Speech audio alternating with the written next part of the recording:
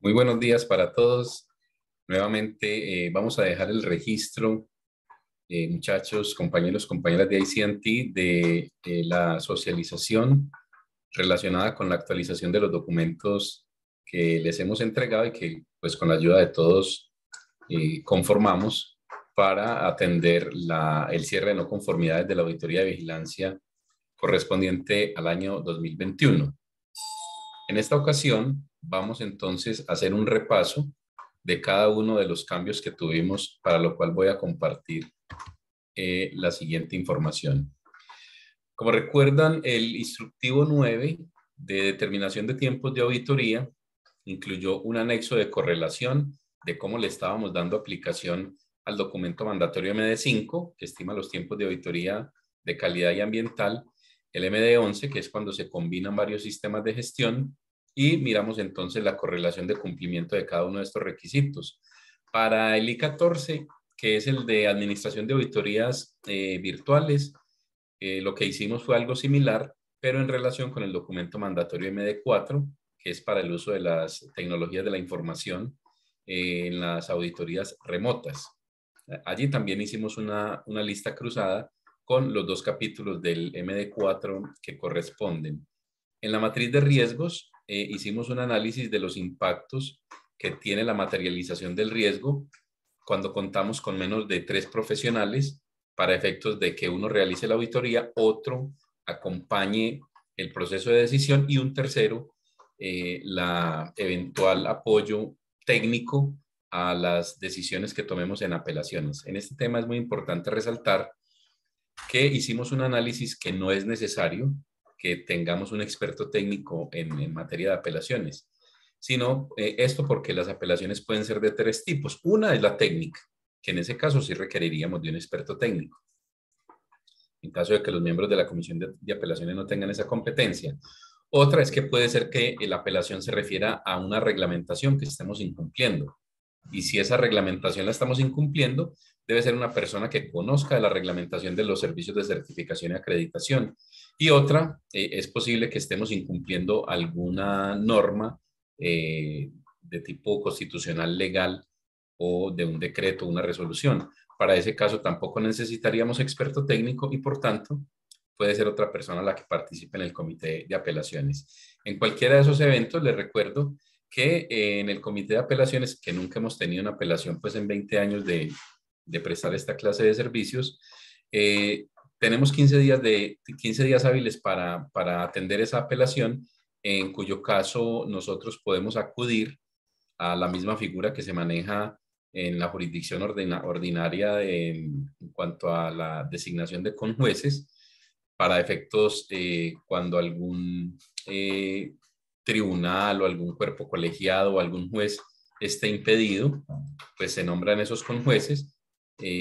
o también en temas prejudiciales con lo que sucede con los árbitros, donde se designan unos árbitros quienes actúan de manera puntual y específica, pero no necesitan tener pues como el contrato que nosotros manejamos previamente, ni una calificación que los tengamos ahí disponibles, porque realmente se necesitan de manera esporádica y muy puntual, y no necesariamente pues para aspectos técnicos. Hicimos también el análisis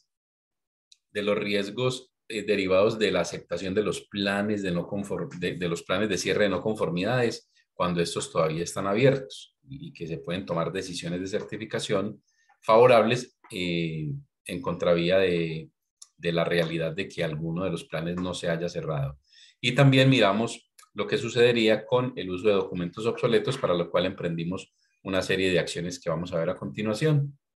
El procedimiento 1, que es el de control operacional, entonces incluyó disposiciones de control, como es el tema de la asignación del equipo auditor, que de una vez nosotros en el formato F41 dispusimos quiénes van a ser los auditores que se designan, perdón, en el F45, quiénes son los auditores que se designan para que nos den el código en una auditoría de otorgamiento, seguimiento, renovación, pero también que se designe quién sería la parte técnica que acompañe el proceso de decisión y eventualmente el que acompañe un caso de apelaciones. Entonces, ese fue pues como el cambio más significativo que tuvimos en control operacional. Bien, otro de los cambios importantes en el control operacional fue precisamente el que les comentaba, el F41, que es un formato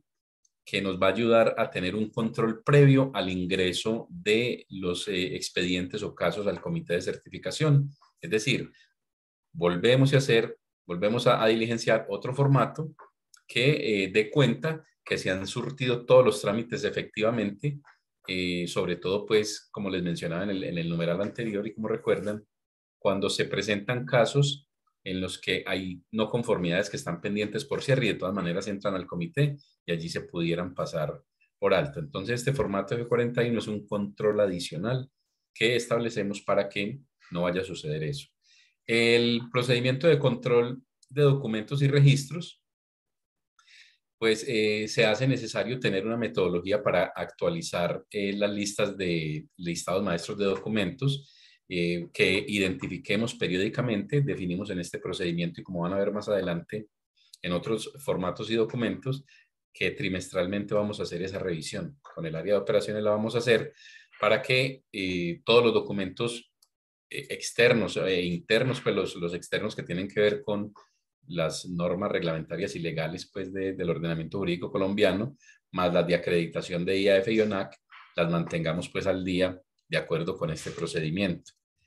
Miramos a continuación el procedimiento de revisión por la dirección, en el que incluimos un capítulo específico como elemento de entrada que tiene que ver con la actualización del listado maestro de documentos y otro elemento de entrada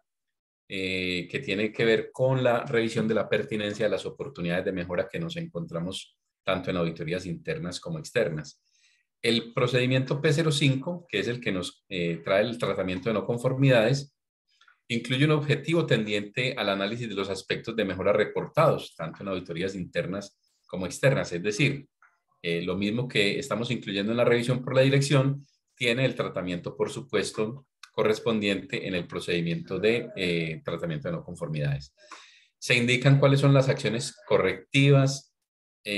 cuáles son las correcciones que deben extenderse a los demás esquemas de certificación que se puedan ver involucrados con su reporte. Esto a raíz que cuando hicimos la ampliación de alcance de acreditación a sistemas de seguridad y salud en el trabajo, hicimos pues una revisión de los casos en los que se repetía una no conformidad, pero exclusivamente para lo que atañía a la ampliación del alcance de la acreditación en 45001. Pero no tuvimos la precaución de hacer ese mismo ejercicio para los otros sistemas de gestión que tenemos acreditados. Entonces ahorita este procedimiento nos va a permitir, o ya nos permitió, que esas revisiones sean extensas a todos los sistemas de gestión que tenemos acreditados. Los formatos de planes de auditoría, en estos se incluyeron campos nuevos donde se registran las actividades de auditoría, incluidas las que se hacen de manera remota. Los formatos que teníamos adolecían de esta información tan importante. Y otro campo que es bien importante es que desde esos planes se debe confirmar, los auditores deben confirmar, pues si nosotros al interior inicialmente, pero los auditores también deben confirmar que el cliente disponga de las TIC necesarias para que nosotros llevemos a cabo la auditoría sin tropiezos. El formato de compendio de comité de certificación, como les decía anteriormente, es una lista de chequeo, una lista de verificación previo al ingreso de los expedientes al comité de certificación. El de asignación de auditorías, también lo mencionábamos que ese formato nos permite de una vez señalar quiénes van a ser los auditores en las diferentes etapas del proceso de certificación. Esto es auditoría, otorgamiento, seguimiento, renovación, apoyo al comité de certificación desde el punto de vista técnico y eventual apoyo técnico a la comisión de apelaciones.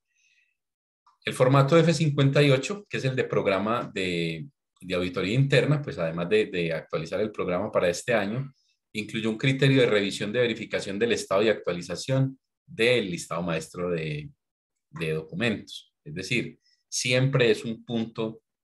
obligatorio y fijo en las auditorías internas verificar el estado de actualización del listado maestro de documentos.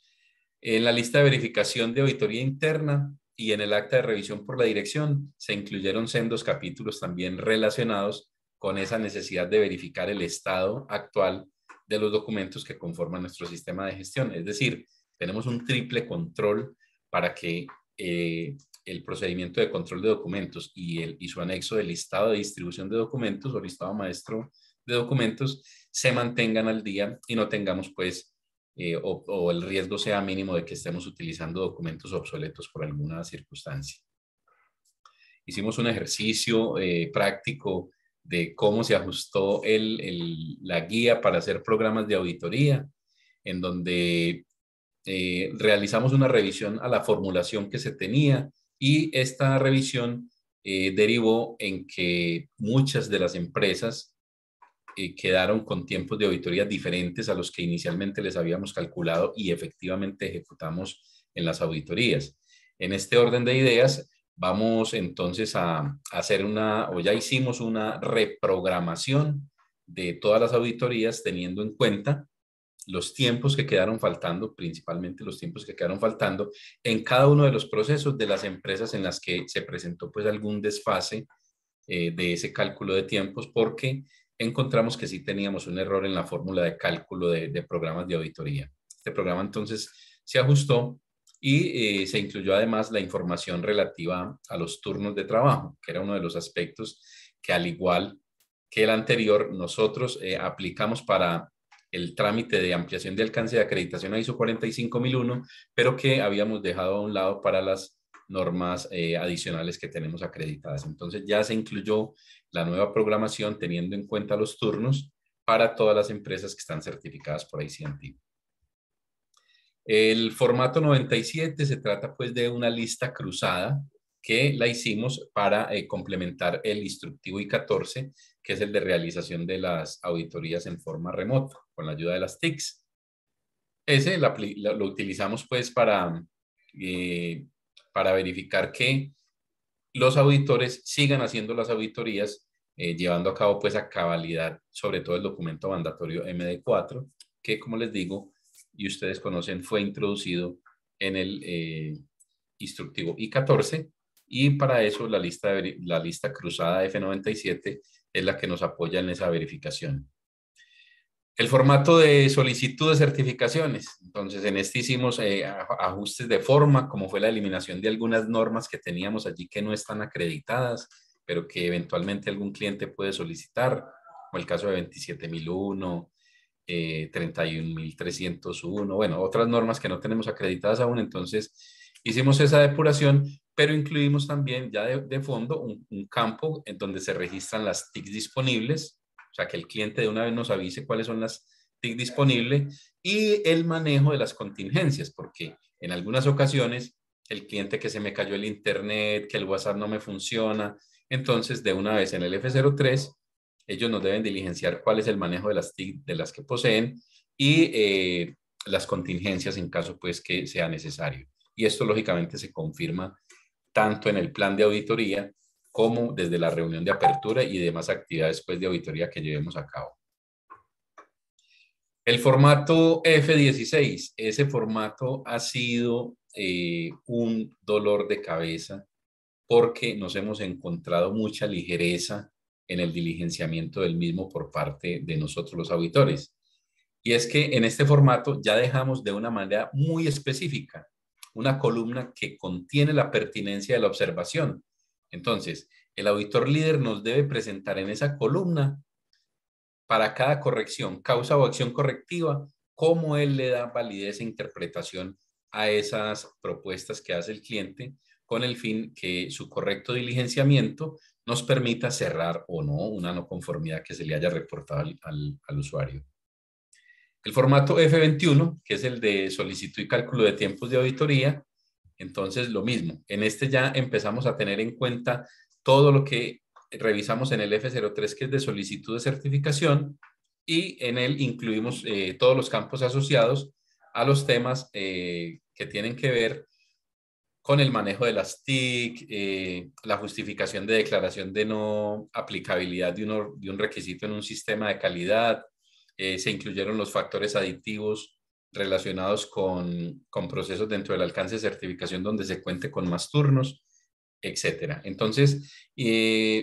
vuelvo y reitero que tanto desde la solicitud como del formato de estimación de tiempos de auditoría